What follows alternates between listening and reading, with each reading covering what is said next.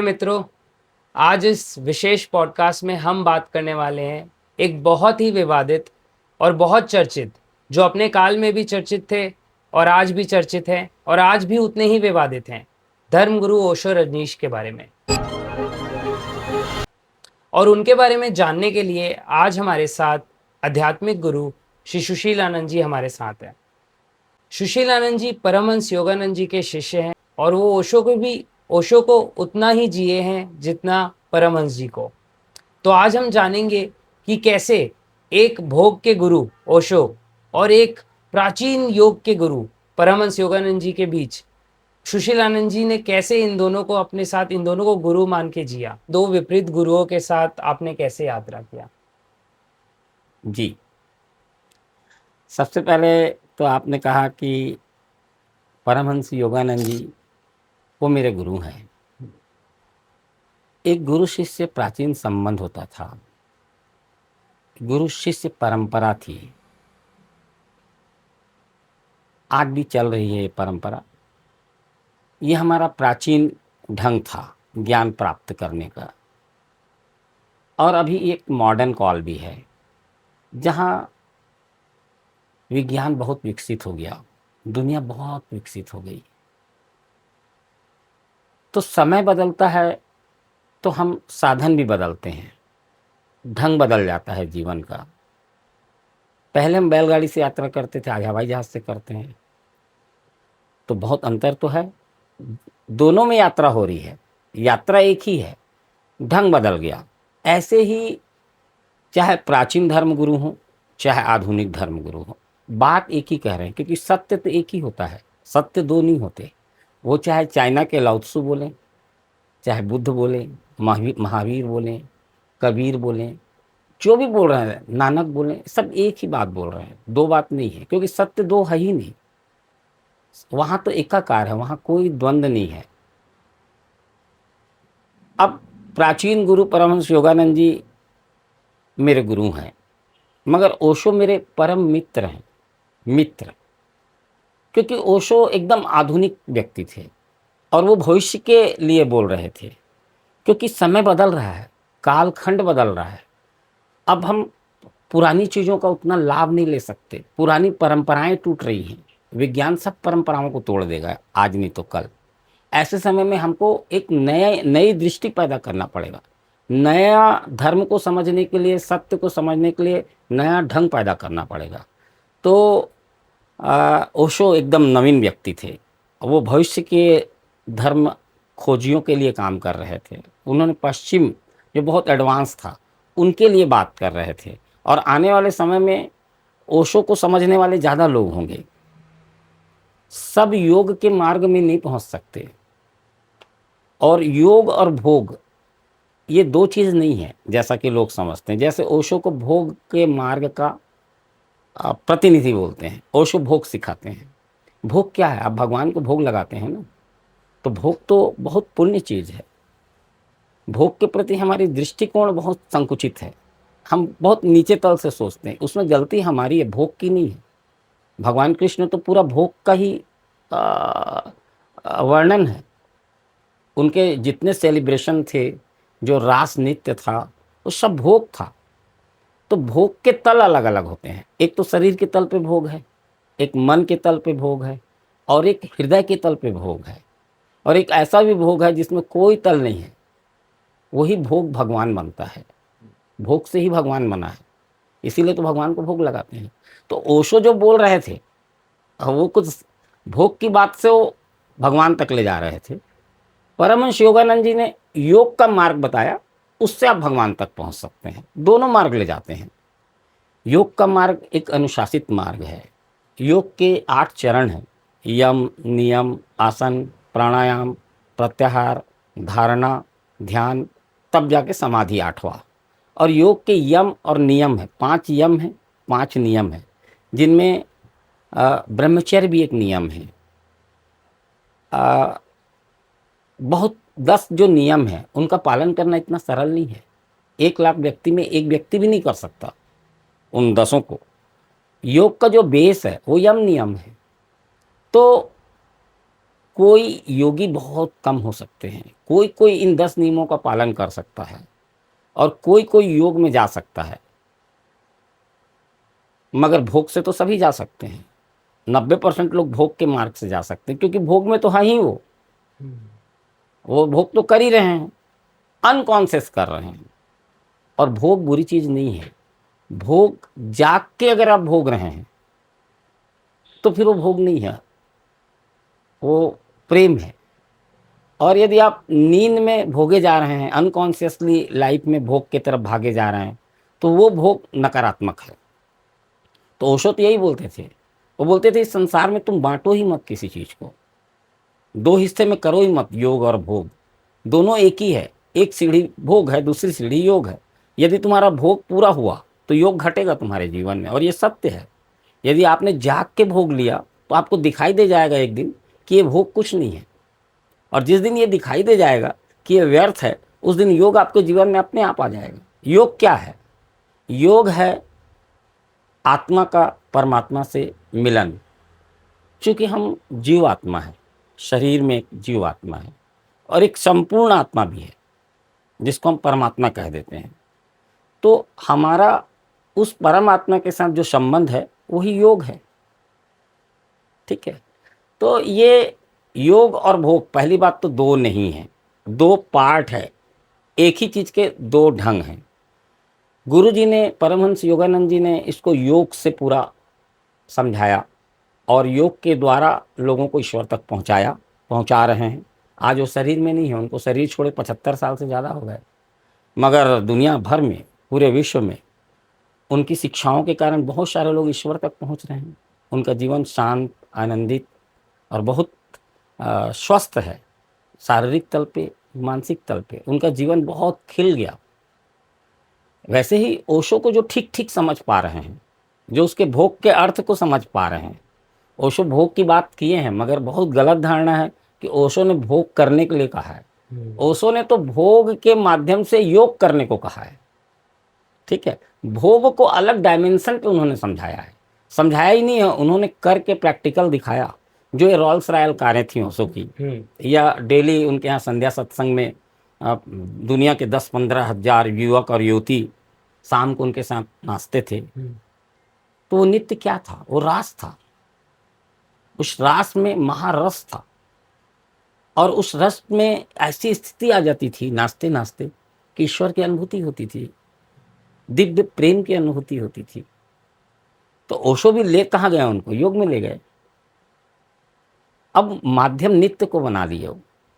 तो ओशो ने ओशो के भोग को समझना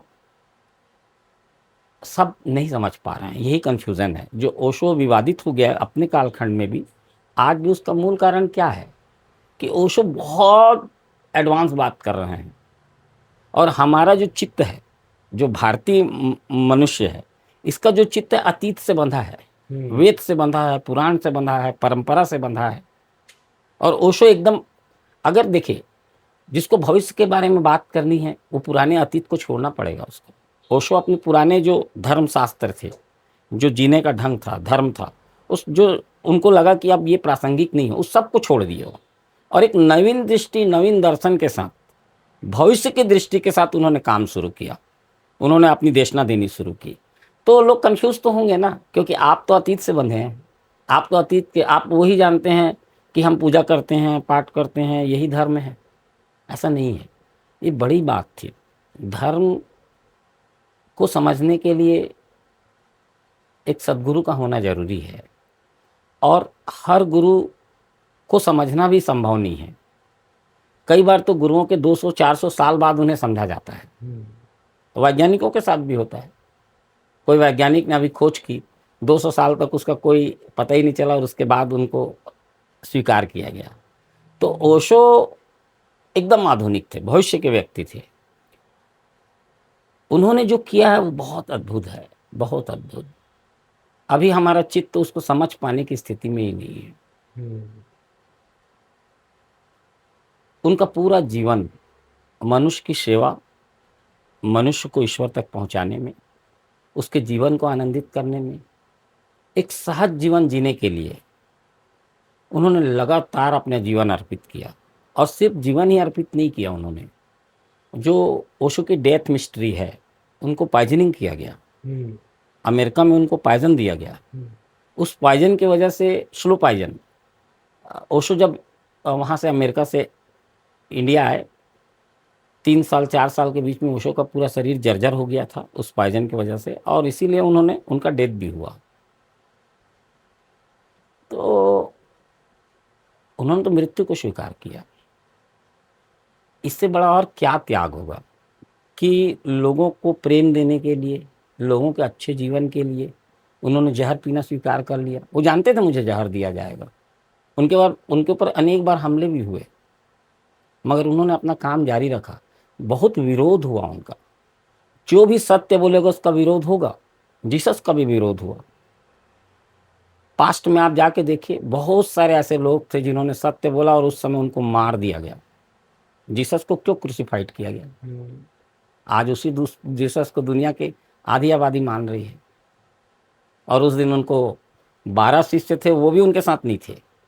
एक तो उनमें जुदास जो था, वो तो उसने ही इन्फॉर्म किया, उसी से पकड़ाए जीसस। तो अपने समय में किसी बुद्ध पुरुष को लोग समझ लेंगे और उसका सम्मान कर लेंगे, उसको अप्रिशिएट कर लेंगे, जरूरी नहीं है। ओशो अपने कालखंड में तो बहुत कम स्वीकार किया गया उनको, फिर भी इसके बावजूद पश्चिम में बहुत स्वीकार किए उनको। लाखों लाखों लोग ओशो के जीवन काल में ही उनको समझे, उनके मार्ग में चले और उनका जीवन बेहतर भी हुआ। और ओशो के जाने के बाद भी उनका काम जारी है। आज भी ओशो उतना ही है। आप इंटरनेट की दुनिया में देखिए, या उनको पढ़ने वाले लोग हैं, उनको समझने वाले लोग हैं, हो सकता है वो ओशो के सन्यासी ना हो और वो कोई कपड़ा ना पहनते हों, ओशो जैसे एक नॉर्मल ज़िंदगी जी रहे हैं। कोई जॉब कर रहा है, कोई रिसर्च कर रहा है, कोई डॉक्टर है, कोई इंजीनियर है। लाखों लोग हैं जो ओशो को पढ़ते हैं, रोज़ ध्यान करते हैं, मेडिटेशन करते हैं। उनका जीवन बहुत दिव्य है, उनका जीवन बेहतर हो रहा है, उनका जीवन बहुत शांत आनंदित है। तो ओशो तो एक, मैं कहता हूँ हज़ारों साल में कोई एक ओशो जैसे व्यक्ति आते हैं इस पृथ्वी पे। बहुत मुश्किल है जब इस धरा में ऐसे कोई व्यक्ति अवतरित होते हैं। और जब भी ऐसा कोई व्यक्ति अवतरित होगा जो जन सामान्य से बिल्कुल अलग होगा, बहुत ऊंचाई का होगा, उसको एक्सेप्ट हम नहीं कर पाएंगे। हमारी दृष्टि उतनी व्यापक नहीं है, हमारी दृष्टि इतनी संकीर्ण है कि हम बहुत व्यापक व्यक्ति को हम एक्सेप्ट ही नहीं कर पाएंगे। समय लगता है। आज 50 साल के अंदर, मैं ये आज भविष्यवाणी कर रहा हूँ कि 50 साल के अंदर अंदर पूरा ओशो स्वीकार कर लिए जाएंगे पूरी तरह से, 100%। उनको भी वो बुद्ध महावीर जैसा दर्जा प्राप्त हो जाएगा और उनका सम्मान होगा। और ऐसे लोग जो काम करते हैं, वो काम कर रहे थे, वो कॉन्शियस व्यक्ति थे। वो इस बात की उनकी चिंता नहीं थी कि कौन स्वीकार कर रहा है, कौन अस्वीकार कर रहा है, कौन निंदा कर रहा है। सरकारें उनका विरोध कर रही थी, दुनिया की सब सरकार उनका विरोध की है, भारत सरकार भी उनका विरोध की है। गुजरात राज्य में बैन था, वो जा नहीं सकते थे, बताइए, क्योंकि न समझ पाने के कारण। मैं किसी को दोष नहीं दूंगा, ओशो की देशना इतनी बड़ी है कि उसको समझने के लिए उतना बड़ा चेतना चाहिए। तो देखिए, अध्यात्म का पाथ ही ऐसा है, सबके लिए नहीं है, ठीक है। जो रियल अध्यात्म है, जो रियल ईश्वर की खोज है, ये उन्हीं लोगों के लिए है जो ईश्वर ही खोज रहे हैं, जो सत्य ही खोज रहे हैं, जिनको धर्म की प्यास है जन्म से, जिनको सत्य की प्यास है, जिनको ईश्वर की प्यास है, जो कुछ अद्भुत ढूंढ रहे हैं। सब तो अद्भुत नहीं ढूंढ रहे हैं ना, धन ढूंढ रहे हैं लोग, कैरियर ढूंढ रहे हैं, शिक्षा ढूंढ रहे हैं, अच्छा स्वास्थ्य भी ढूंढ रहे हैं, भोग विलासता भी ढूंढ रहे हैं, लग्जरी ढूंढ रहे हैं, मगर भगवान कौन ढूंढ रहा है? सत्य कौन ढूंढ रहा है? वैसी प्यास नहीं है। और जब तक वैसी प्यास नहीं होगी, आप किसी धर्म गुरु को समझ भी नहीं पाएंगे। बहुत मुश्किल है उनको समझना। वो प्यास ही तो आपको समझने की स्थिति पैदा करेगी।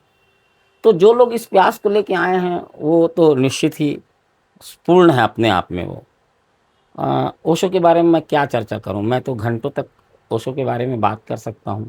1995 की बात है, उस 1995 में मैंने ओशो को पढ़ना शुरू किया। आपके जीवन में ओशो का कैसे आना हुआ? हाँ। पहला तो मैं जब 12 साल का था, तो मैं अपने गांव में एक ओशो की पॉकेट बुक्स छोटी सी मुझे मिल गई थी, उसको लाके मैंने पढ़ा। तो उसमें वो ध्यान के बारे में बहुत ज़्यादा बार बार बोल रहे थे। तो मुझे इतनी क्यूरियोसिटी पैदा हुई कि मैं अपनी छत में गया और जैसा उन्होंने उसमें एक बहुत सरल ढंग से ध्यान बताया था वैसा ध्यान किया। लगभग 30 मिनट में ध्यान किया और सचमुच मुझे बहुत अच्छा लगा, बहुत अलग फील हुआ और मैं नीचे आ गया। और उसके बाद फिर वो बुक्स ख़त्म हो गई, मैं भी जीवन के दूसरे चक्रों में फंस गया और ओशो छूट गए और वो ध्यान भी छूट गया। ये पहला अनुभव 12 साल में हुआ था। उसके बाद 1995 में मैं फिर से घूम फिर के बहुत सारी चीज़ों से गुजरने के बाद बहुत सारे इंसिडेंट्स हुए 12 साल से लेके और 26-27 साल के बीच में मेरे जीवन में काफ़ी कुछ घटा, क्योंकि मैं तो बिल्कुल अनजान व्यक्ति था और बहुत मेरे अंदर में चीज़ों को जीने का बड़ा शौक था, हर चीज़ को करने की बड़ी क्यूरियोसिटी थी। तो जो मिलता था करता था, अच्छा बुरा की भी समझ नहीं थी। तो बहुत सारे गड़बड़ काम भी मैंने किए और बहुत सारे अच्छे काम भी हुए होंगे, मुझे नहीं पता, मगर गड़बड़ बहुत सारे हुए। उससे मुझे कई प्रकार की बदनामियाँ मिली, क्योंकि अगर आप कुछ नहीं समझते तो कुछ भी कर देंगे। तो समाज एक धारणा, एक समाज की दृष्टि है कि ऐसा व्यक्ति अच्छा है, ऐसा व्यक्ति बुरी, जजमेंट करता है समाज। तो एक जिस गांव में था, छोटा सा गांव, बहुत बड़ा गांव तो था नहीं, 20-30 हज़ार लोग रहते थे, कस्बा था वो। तो हाँ, वहाँ मेरी हरकतें जो थी वो कहीं ना कहीं मुझे विवादित करते रहती थी। तो मैं काफ़ी विवादित हो गया था और मैंने बहुत कुछ किया वहाँ, क्या नहीं किया। एक्चुअल में वो मेरी पाठशाला थी, मेरा गांव। और जब मैं सब करके मुझे एक चीज़ समझ में आया कि सब गड़बड़ हो चुका है, अब मुझे कुछ और करना चाहिए, ये तो मैं करके देख लिया। तब मैं अचानक मुझे ओशो की फिर से बुक्स मिल गई और मैं पढ़ना शुरू किया ओशो को।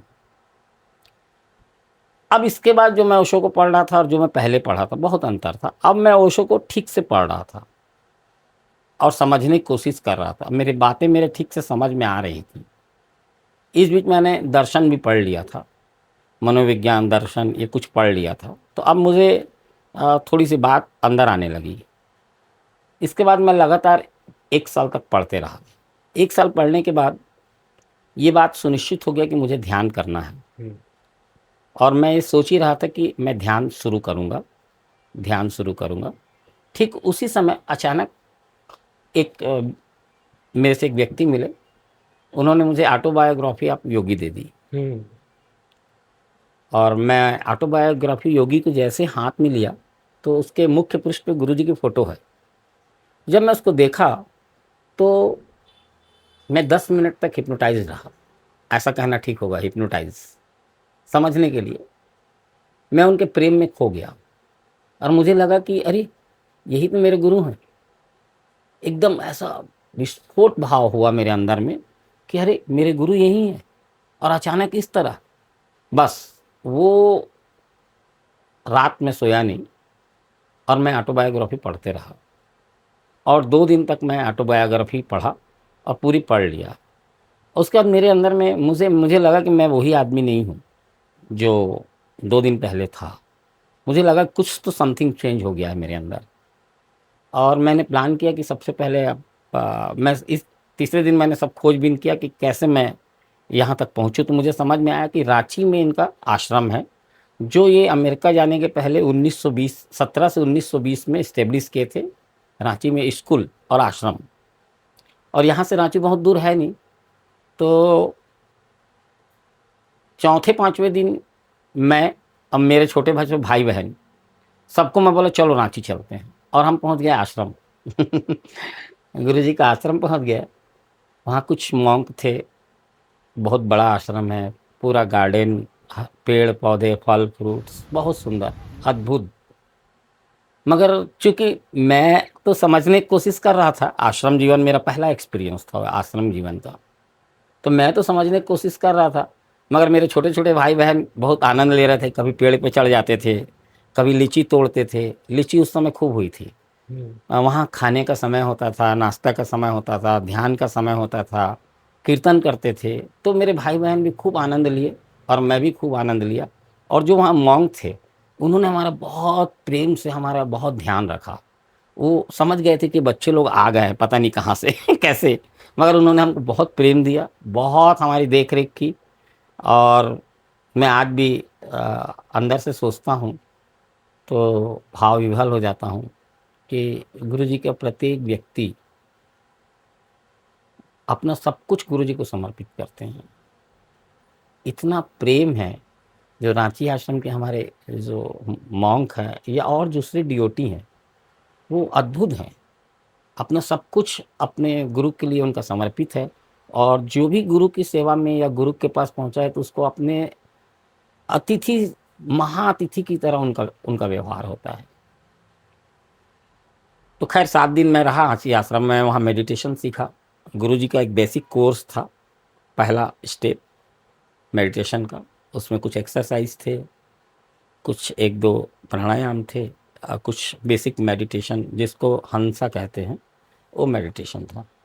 तो मेडिटेशन सीखा और मैं यहाँ आ गया। और फिर कंटिन्यू मैं 1 साल तक डेली सुबह शाम मेडिटेशन प्रैक्टिस करता रहा और ओशो पढ़ते रहा। ओशो मेरे साथ साथ चल रहे हैं। अब पढ़ रहा हूँ ओशो को, प्रैक्टिस कर रहा हूँ गुरु जी को। और गुरु जी की फ़ोटो ले आया था मैं, उनको रोज़ प्रणाम करता था। और उनसे मुझे ऐसे अद्भुत प्रेम था, मैं आज भी कुछ कह नहीं पाऊँगा उनके बारे में। वो तो बस प्रेम है, पहली नज़र में हुआ। आज मैं डिस्क्राइब नहीं कर सकता उनके बारे में, कुछ भी नहीं कह सकता, क्योंकि वो प्रेम है, उसको मैं कैसे समझाऊँगा।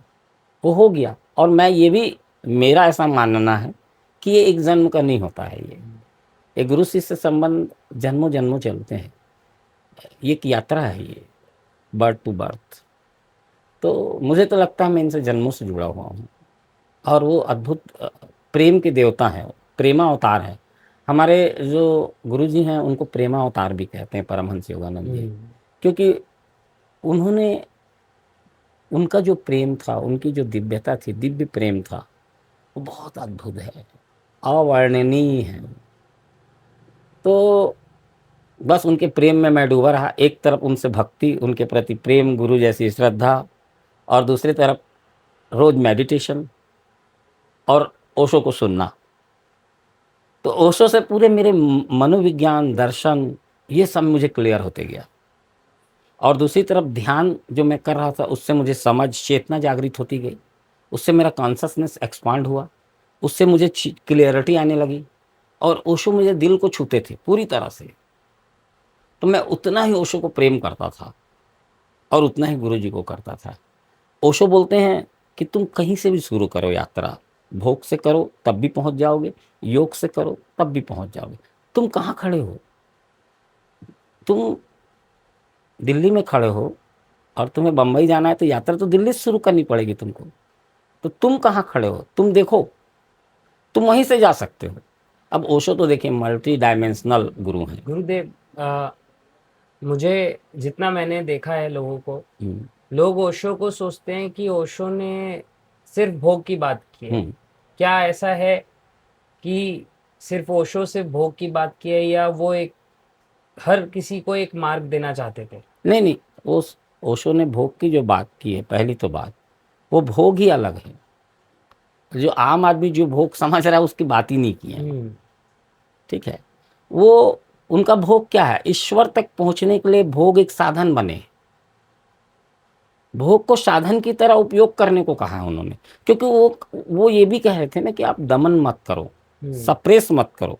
आपको भोगने की इच्छा है तो आपके मन में तो थॉट्स क्रिएट हो गए हैं।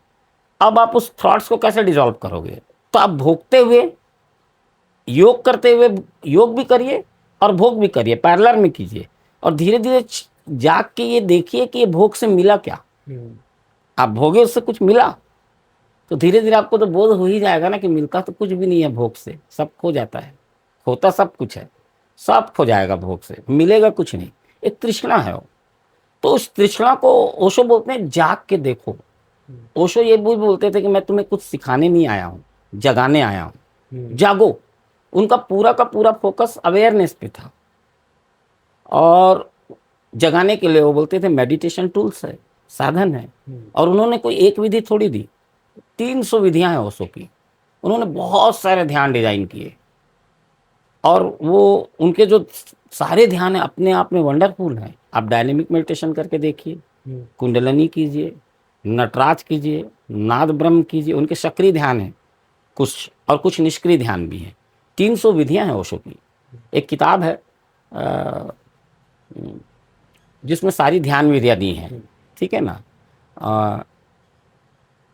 करीब करीब वो तो बोलते थे सब चीज़ ध्यान हो सकता है। और फिर ओशो तो देखिए, ओशो सूफी परंपरा की भी बात किए, बुद्ध परंपरा की भी, जैन की भी, जो और कवि हुए थे, कबीरदास की भी बात किए, रैदास की बात किए, मीरा की बात किए, लाओत्सु की भी बात किए, गुरजीएफ की बात किए, और वो तो अनेक अष्टावक्र की बात किए। हाँ हाँ, वो कुछ ओशो से कुछ भी छूटा। आज तक जो 5000 साल के इतिहास में कोई भी धर्म गुरु हुआ है जिसने सत्य की बात की है, ओशो के वाणी से वो छूटे नहीं है। ओशो ने सबको अपने ढंग से, सबसे बड़ी ओशो की खासियत ये है कि ओशो ने जो हमें क्या दिया कहते हैं, उन्होंने कृष्ण को जिंदा कर दिया।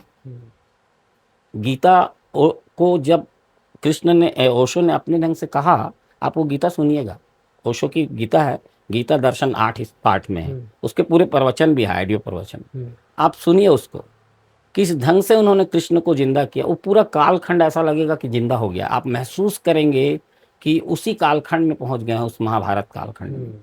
बुद्ध की बात करते हैं तो ऐसा लगेगा कि वो बुद्ध का कालखंड आ गया है। मीरा का बात करते हैं तो मीरा का कालखंड, सभियों को वापस जिंदा कर दिए हो। मैं नानक को जब सुन रहा था एक ओंकार सतनाम, तो मैं हर दिन रोता था, हर दिन, और वो खुशी के आंसू होते थे। रात को मैं सुनता था 2 घंटे 3 घंटे, तो बेड में लेटे लेटे ध्यान मुद्रा में रिलैक्स, आंख बंद करके मैं चुपचाप सुनता रहता था। तो मैं अनेक बार उस कालखंड में चला गया जहाँ नानक थे। मैंने महसूस किया नानक को, उस कालखंड को, उस हवा को, उस संगीत को। देखिए, आप अगर एकाकार हो जाते हैं तो टाइम और स्पेस खत्म हो जाता है। आप समय के पार चले जाते हैं, स्थान के भी पार चले जाते हैं। तो मैं तो ऐसा अनेकों बार महसूस करता था, आज भी करता हूँ, कि मैं समय और स्थान के पार जाके उसी कालखंड को उसी तरह अनुभव कर लेता हूँ। जैसे उस दिन जितनी ठंडी थी, आज मैं जब उसके साथ एकाकार करता हूँ तो उस ठंडी का एहसास मेरे को आज भी हो जाता है। सब कुछ, मतलब उस पुराने 5000 साल भी मैं पीछे चला जाता हूँ, और मैं आने वाले समय में भी चला जाता हूँ, क्योंकि समय का बंधन खत्म हो जाता है ध्यान करने से, स्थान का बंधन भी खत्म हो जाता है। Beyond time, beyond space. Meditation एक टूल्स है, बिना मेडिटेशन नहीं होगा। कोई भी सोचता है कि मेरी चेतना बिना प्रैक्टिस के, बिना कोई भी विधि, कुछ भी हो सकती है। चेतना को तो जागृत करना पड़ेगा ना। तो आपकी चेतना एक्सपांड कैसे होगी, आप कैसे जागेंगे? तो आपको ध्यान के कुछ न कुछ तो करना ही पड़ेगा ना। आपकी चेतना को जगाने के लिए कुछ तो करना पड़ेगा ना। हाँ, अपवाद स्वरूप कोई व्यक्ति हो सकता है, जनक की तरह। और जनक राजा थे, अष्टावक्र ने उनको ज्ञान दिया, तो जनक को कुछ भी ध्यान नहीं करना पड़ा, क्योंकि वो तैयार थे, वो तो ऑलरेडी उस ऊंचाई में थे कि एक धक्का लगना था और उनको ज्ञान होना था। अष्टावक्र उनको धक्का दे दिए और उनको ज्ञान की प्राप्ति हो गई। तो कोई जनक की स्थिति में है तो उसको कोई ध्यान मान की जरूरत नहीं है। मगर जनक की स्थिति में तो कोई, बहुत एक कालखंड में एक ही व्यक्ति पैदा हो गया तो बहुत बड़ी बात है। ज़्यादातर हम श्रम से, ध्यान से, मेडिटेशन से, योग से अपनी चेतना, देखो क्रिया योग गुरुजी बोलते हैं, क्रिया योग इतनी एथेंटिक एक विधि है कि आप क्रिया करेंगे तो आपकी चेतना जगेगी ही 100%। वो साइंटिफिक है, आप करेंगे और होगा, डाउटफुल नहीं है। हो भी सकता है, नहीं भी हो सकता, ऐसा कुछ भी नहीं है। वो एक विज्ञान है। आप अपनी प्राणवायु को मूलाधार चक्र से और आज्ञा चक्र तक जब पहुंचाएंगे तो आज्ञा चक्र तो एक्सपांड होगा ही, खुलेगा ही। और क्रिया योग करना क्या है? क्रिया योग में हम अपनी अपान वायु, प्राण वायु में अपान वायु का मिलन करा देते हैं, तो हमारी चेतना जो है प्राण और अपान दोनों से मुक्त हो जाती है। अब जैसे ही चेतना मुक्त हुई हमारे बॉडी कॉन्शियसनेस से, तो परम चेतना हो गई, हमको दिव्य अनुभव होंगे, दिव्य अनुभूति होंगी। तो क्रिया योग एक बहुत साइंटिफिक विज्ञान है, बहुत साइंटिफिक मेथड है। और ये भारत की जो उपलब्धि है या भारत का जो गौरव है वो योग ही है। अगर कोई इसकी शिक्षा लेना चाहता है, कोई ध्यान सीखना चाहता है, क्रिया योग सीखना चाहता है, तो उसे जरा बता सकते हैं कि उसे किन गुरुजी की संस्था से या कैसे वो जुड़ सकता है? हाँ हाँ, बहुत सरल है। आज तो सब कुछ ऑनलाइन है। आप गुरु जी की संस्था है योगदा सत्संग सोसाइटी ऑफ इंडिया YSS, आप उसमें ओपन कीजिए, रजिस्टर कीजिए, उनके लेसन्स हैं वो आप सब्सक्राइब कर लीजिए। गुरु जी ने 1936 के से लेके 1940 के बीच में लेसन्स, जो क्या है गुरु जी भी जानते थे कि अतीत भविष्य जो आने वाला है इसमें हम योग को बचा पाना मुश्किल है, समय बदल रहा है। तो वो आखिरी व्यक्ति थे योग के, आखिरी योगी जिनको मैं एथेंटिक योगी बोलूँगा, वो लास्ट पर्सन है। उन्होंने क्या किया, जो भारतीय प्राचीन योग था उसको सिस्टमेटिक लेसन्स में लिख दिया, कोर्स बना दिया और उसका नाम दिया सेल्फ रियलाइजेशन फेलोशिप। ठीक है, और वो कोर्स जो है हर महीने कुछ कोर्स आते थे, बुक्स आती थी और उसको पढ़ना था और प्रैक्टिस करना था। तो गुरुजी ने वो लेसन्स बना दिए हैं। वो लेसन्स आज YSS में आज बहुत अच्छे ढंग से उपलब्ध है। आप उसको सब्सक्राइब कीजिए, आपके लेसन्स आ जाएंगे। आप मौका लगे उस लेसन्स को पढ़िए, उसमें सब कुछ लिखा हुआ है, पूरा योग शास्त्र, जीवन जीने की पूरी पद्धति, पूरा दर्शन, विज्ञान, भक्ति, ज्ञान उस पूरे लेसन्स में समाया। उसको पढ़ने के बाद आपको अध्यात्म का और कुछ पढ़ने की ज़रूरत ही नहीं है, सब कुछ है, कंप्लीट है वो और वो अद्भुत है, वो धरोहर है, वो धरोहर है, गुरु जी की धरोहर है और पूरे विश्व की धरोहर है वो। तो गुरु जी का वो लेसन सब्सक्राइब कीजिए और फिर आप आश्रम जाइए, गुरु जी से जुड़ गए तो जुड़ गए। वो तो खुद ही देखिए, आपके जीवन में आप इच्छा रखिए, प्यास सबसे बड़ी चीज़ होती है ज़िंदगी में। आपको अगर सचमुच खोज है जीवन में, वो तो कोई देखिए धक्का मार के रेस नहीं जिता सकता, आपको योगी कोई बना नहीं सकता। आपके अंदर में अगर वैसी प्यास है तो आपको कोई रोक भी नहीं सकता, गुरु खुद ही ढूंढ लेंगे तुमको। और एक ओशो लगातार बोलते थे बात कि शिष्य जब तैयार होता है तो गुरु खुद उसके पास पहुंच जाते हैं, और ये सत्य है। मेरे मामले में तो लागू हुआ। जिस दिन मैं सचमुच अध्यात्म के लिए तैयार हुआ, परमहंस की योगानंद जी की वो किताब बायोग्राफी किसी ने ला के मुझे दे दी। ठीक है, तो गुरु मेरे तक पहुंचे ना, मेरे घर तक पहुंचे, मेरे हाथों तक आए हो। तो गुरु की महिमा बहुत अपरंपार है। मगर वो जो मैं ऐसा महिमा वाली बात नहीं करूँगा, वो बहुत हाई लेवल की चीज़ है। अभी गुरु को समझने के लिए पहले आपको शिष्य होना होगा। शिष्य का अर्थ होता है सिर कटा देना। सिर कटा देने का मतलब होता है आप अपने मन बुद्धि से पार चले गए, बियॉन्ड माइंड, बियॉन्ड थॉट्स। तब आप उस चीज़ को देख पाएंगे, तब आप शिष्य बनेंगे। 20 साल लग जाता है शिष्य बनने में, मुझे तो 30 साल लग गया। आज भी मैं अपने गुरु का शिष्य ही हूँ, मैं तो सीख ही रहा हूँ अपने गुरु से हर दिन कुछ ना कुछ। तो मैं तो आज भी शिष्य, और ये मैं हमेशा ये सौभाग्य बोलूँगा कि मैं शिष्य हूँ अपने गुरु का। यही मेरा सबसे बड़ा मेरा सम्मान है अपने नज़र में, या अपने नज़र में मेरी गरिमा जो मैं करता हूँ, या स्व को मैं प्रेम कर पाता हूँ, तो इसलिए कर पाता हूँ कि मैं अपने गुरु का शिष्य हूँ। शिष्य होना ही मेरे लिए बहुत बड़ी बात है। और शिष्य जो हो गया तो फिर वो गुरु होना कभी चाहेगा भी नहीं। हाँ, ईश्वर की जो इच्छा होती है, मान लीजिए ईश्वर को किसी से कोई काम लेना है तो उसको गुरु भी बना देते हैं, वो तो ईश्वर की इच्छा है। मेरी तो देखा, मैं जहाँ तक समझा कि इस सृष्टि में जो भी हो रहा है सब ईश्वर ही कर रहे हैं, करता हुआ एकमात्र है ईश्वर ही। हम नहीं समझ पाने की चीज़ें कंफ्यूज रहते हैं, विवादित हो जाते हैं और भटक जाते हैं, भ्रमित हो जाते हैं। मगर ध्यान करने वाला व्यक्ति कभी भ्रमित नहीं हो सकता। गुरुजी का आप राजयोग कीजिए, कभी भटक नहीं सकते। और गुरुजी ही नहीं, ओशो की जो विधियां हैं 300, कोई भी एक विधि पे आप 90 दिन काम करके देखिए, 90 डेज मेडिटेट करके देखिए, आपको चमत्कारिक फल मिलेगा। और देखिए, विवाद चलते हैं, चलते रहेंगे, इससे कोई, जितना विवाद होता है, विवाद होगा ही। जहाँ सत्य है वहाँ विवाद है। विवाद और सत्य का चोली दामन का साथ है, और विवादों से कोई फर्क नहीं पड़ता है। कुछ फर्क पड़ा क्या? जिनको जहाँ जिससे पाना है वो पा रहे हैं।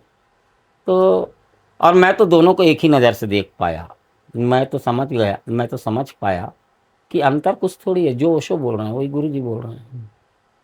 ओशो अपने ढंग से बोल रहे हैं, गुरुजी अपने ढंग से बोल रहे हैं। फर्क का, आपके पास दृष्टि होना चाहिए दोनों को एक देखने की। आपकी दृष्टि एक नहीं होगी, आप द्वंद्व में फंसे रहेंगे, तो आपको हमेशा दो दिखाई देंगे अलग अलग, कि भोग अलग है, योग अलग है। मगर जैसे ही आपकी दृष्टि संश्लेषित होगी, एक हो जाएगी, आपको तुरंत समझ में आ जाएगा कि न भोग अलग है न योग अलग है, एक आंख से भोग दिख रहा है, दूसरे आंख से योग दिख रहा है, और दोनों आंख खुल जाए, त्रिनेत्र खुल जाए, तो न योग बचेगा, न भोग बचेगा, और न आप बचेंगे। सिर्फ शून्य बचेगा, सिर्फ आनंद बचेगा, ब्लिसनेस होगा। और जब ब्लिस रहता है तो फिर ये प्रश्न नहीं है। ये सारे प्रश्न जीवन में इसलिए हैं हमारे, क्योंकि हमारे पास आनंद नहीं है, हमारे पास ब्लिसनेस नहीं है, पीसफुलनेस नहीं है, इसलिए प्रश्न खड़े होते हैं। और प्रश्नों को उत्तर मिलते भी नहीं है, प्रश्न गिर जाते हैं, प्रश्न ही नहीं बचते जीवन में। क्या प्रश्न करें? जो है वो है, जो हो रहा है वो हो रहा है, सब एक चल रही है लीला प्रभु की। इसमें सब अपने अपने ढंग से लीला कर रहे हैं, सबकी अपनी अपनी यात्रा है। तो कुछ समझने को नहीं है यहाँ, यहाँ कुछ समझ भी नहीं सकते, बुद्धि से कुछ नहीं समझा। बुद्धि की सीमा बहुत छोटी है, और जीवन बहुत बड़ा अनंत है। अनंत जीवन को आप छोटी सी बुद्धि से, छोटी सी मन से कैसे पकड़ पाएंगे? नहीं, वो नहीं पकड़ में आता। तो उसको समझने के लिए हमें चेतना को जागृत करना होगा, मूल बात यही है। और चेतना जागृत करने के लिए ध्यान कोई ना कोई आपको करना होगा। जहाँ तक सवाल है, आप गुरु बना के करते हैं, आपकी इच्छा, बिना गुरु बनाए करते हैं, आपकी इच्छा। ईश्वर को मानते हैं, ये भी आपकी इच्छा, और नहीं मानते हैं, ये भी आपकी इच्छा। आप हर तरह से पहुंच रहे। मेन जो बात है, मुमुक्षा, आपके अंदर मुमुक्षा होनी चाहिए। जिज्ञासा पहला चरण है। खाली जिज्ञासा से कोई व्यक्ति यात्रा नहीं कर सकता। जिज्ञासा तो हमको बहुत छोटी छोटी चीजों की रहती है, फिर 2 दिन बाद वो जिज्ञासा खत्म हो जाती है। जिज्ञासा के आगे है मुमुक्षा। मुमुक्षा होना चाहिए, इतनी मुमुक्षा होना चाहिए कि वो ना मिले तो आप जी नहीं पाएंगे। आपके जीवन का प्रश्न बनना चाहिए, वो मुमुक्षा होनी चाहिए। फिर सब कुछ, अस्तित्व तो दोनों हाथ फैलाकर खड़ा ही है। वो तो हर ईश्वर हर व्यक्ति को पूरी मदद कर रहा है। जो एक कदम उसके यहाँ उसके तरफ जाने को तैयार है, उसको वो 100 कदम आके अपना हाथ देने को तैयार है। दे ही रहे हैं।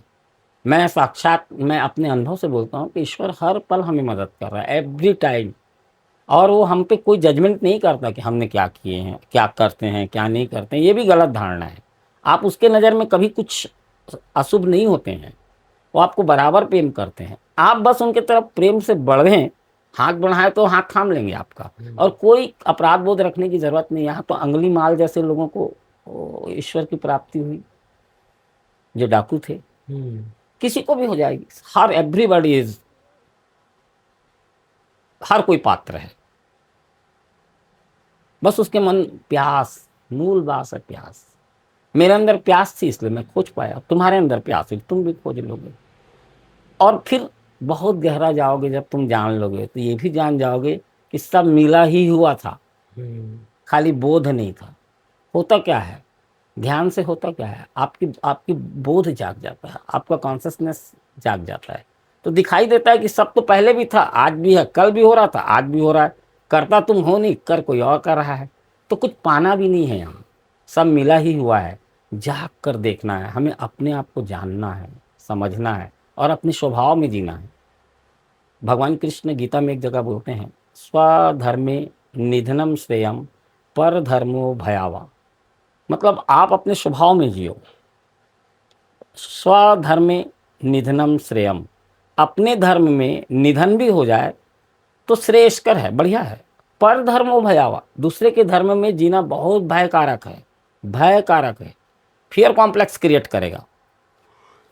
तो अपना धर्म क्या है? धर्म से भगवान श्री कृष्ण का अर्थ क्या है? स्वभाव। तुम्हारा जो मूल स्वभाव है उसको जानो सबसे पहले तुम, कि तुम किस लिए आए हो, तुम्हारा स्वभाव क्या है। तुम्हारे जीवन का आधार प्रेम है, तुम्हारे जीवन का आधार बुद्धि है, तुम्हारा केंद्र कौन सा है उसको जान लो, और उस केंद्र के अनुकूल जीना शुरू कर दो। मगर इसको ही जानने के लिए तुम्हें ध्यान करना पड़ेगा। बिना ध्यान के तुम्हें अपने केंद्र का ही पता नहीं चलेगा कि तुम्हारा सेंटर ऑफ बीइंग क्या है। तो जब आप सेंटर ऑफ बीइंग को समझ जाते हैं तो फिर आपकी यात्रा आगे बढ़ जाती है। ध्यान मैं कुल मिला के दोनों गुरु से साथ जीने के बाद मैं 2 ही बात बोलना चाहता हूँ। एक तो आप जीवन में अपने कॉन्शियसनेस जगाने के लिए कोई भी ध्यान विधि का प्रयोग करते रहें। दूसरा, आप भगवान का भक्ति करें, हृदय भाव से करें, और कुछ चाह के लिए मत करें, सिर्फ प्रेम के लिए करें। उनको प्रेम करें, है ना। आप उनके उपहार चाहते हैं तो आपको उनके उपहार भी दे देंगे, मगर आप भगवान को ढूंढना चाहते हैं तो भगवान भी मिल जाएंगे। आप उनसे प्रेम करें, वो आपके प्रेम के भूखे हैं। आप थोड़ा सा प्रेम भगवान को देके तो देखिए। तो एक तो प्रेम मार्ग है, दूसरा ध्यान है, और तीसरा है उत्सव। जीवन उत्सवपूर्ण होना चाहिए, सेलिब्रेशन के साथ जीना चाहिए। जीवन का हर पल एक्सटेसी फुल होना चाहिए। एक तो बाहर का उत्सव है सेलिब्रेशन, और एक आंतरिक उत्सव भी है। जब आप आनंद को प्राप्त करते, आनंद क्या है? एक्सटेसी है, एक नशा है वो, और ध्यान से सहज घटता है आपके जीवन में। तो आज हम इतना ही बात करते हैं, फिर ओशो के बारे में दोबारा बात करेंगे, गुरु जी के बारे में ही बात करेंगे, ये हमारी चर्चा चालू रहेगी। जी।